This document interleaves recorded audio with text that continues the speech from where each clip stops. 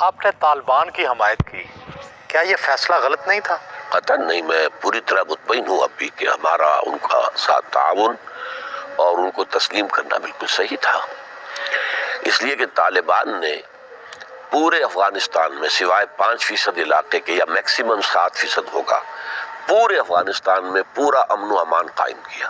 तो बाकी उन्होंने शरीयत के अहकाम नाफिज किए, उनसे गलतियां हुई हैं, जाहिर बात है कि उनकी अपनी कुछ रेस्ट्रेंट्स भी थी और उन्हें तजर्बा नहीं था, तो बहुत सी चीज़ें हैं अपनी जगह पर, लेकिन बहैसियत मजबूरी वो एक सही इस्लामी हुकूमत थी। सही इस्लामी निज़ाम अभी कायम नहीं हुआ था, ये हुकूमत तो इस्लामी थी। अफगानिस्तान में जब से तालिबान की हुकूमत आई है, हमारा ख्याल ये था कि तालिबान की हुकूमत आएगी तो ये इस्लाम का नाम ले रहे हैं, तो ये हमारे लिए, अहले हदीस के लिए, सल्फियों के लिए खैर का बायस होंगे। हमारी हर एक के बारे में हुस्न ज़न तो होता है, लेकिन पता उस वक्त चलता है जब आप उनके साथ मामलात करते हैं। जब कोई पावर में आता है फिर समझ आती है कि अगला आपके बारे में क्या नजरिया रखता है। जब तालिबान की हुकूमत आई, सल्फी उलमा का कत्ल शुरू हुआ। 100 से ज्यादा जय्यद सल्फी उलमा कराम को कत्ल कर दिया गया। इन्ना लिल्लाहि व इन्ना इलैहि राजिऊन। सैकड़ों हमारी मस्जिदें उनको ताले लगा दिए गए, मसाजिद को ताले लगाए, मसाजिद बंद हो गई, मदारिस उनको बंद कर दिया गया। बड़े बड़े हमारे शयूख शेख मुतवक्किल जैसे और उनके कई रुफका बेदर्दी के साथ शहीद कर दिए गए। हमने उनको इस तरह मुतवज्जे किया। मरकजी जमीयत अहले हदीस पाकिस्तान ने वफद तश्कील दिया, हम यहां उनके सफीर से मिले, हम यहां उनके मंदूब से मिले। मैंने जाकर उनके बहुत अहम तरीन बंदे से मुलाकात की, जाती तौर पर मुलाकात की, और उनको जाकर हमने कहा कि आप अहले हदीस को क्यों मार रहे हैं। उन्होंने बड़ा घिनौना इल्जाम अहले हदीसों पे लगाया। उन्होंने कहा अहले हदीस दाइश है।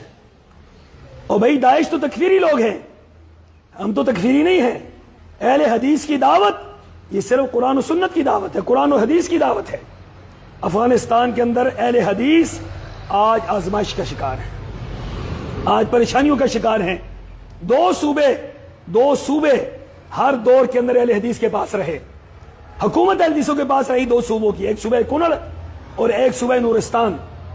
आज ना नूरिस्तान हमारे पास है, ना कुनड़ हमारे पास। तालिबान ने सब कुछ छीन लिया है। बहरहाल हम अल्लाह ताला से ये दुआ करते हैं कि इंशाअल्लाहुल अज़ीज़ वक्त आएगा कि हक को मिटाने से कभी हक नहीं मिटता है। इंशाअल्लाह ये हक में ये लचक है। याद रखे, हक नीचे होता है, दबाया जाता है, दबाया जाता है, दबाया जाता है, लेकिन हक जब उठता है तो सारी की सारी कुव्वत ऊपर से खत्म हो जाती है। इंशाअल्लाह इंशाअल्लाह वक्त आएगा जब वहां पर अहले हदीस हजरात इंशाअल्लाह दीन का काम करेंगे, कुरान और सुन्नत का काम करेंगे। हम उनके साथ बार बार राब्ता कर रहे हैं, सिफारतकारी निजाम चला रहे हैं। हम इंशाअल्लाह उम्मीद रखते हैं कि हम एक वक्त आएगा कि हम उनके साथ कुछ मामला बेहतर करेंगे, लेकिन अभी हालात अहले हदीसों के अफगानिस्तान के अंदर बहुत खौफनाक हैं। तालिबान ने अहले हदीस के साथ अच्छा सलूक नहीं किया है।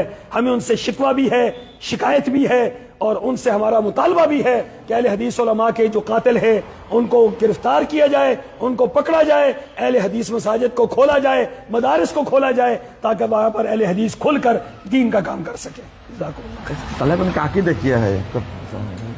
बुनियादी तौर पर ये लोग ये सूफी हनफी है।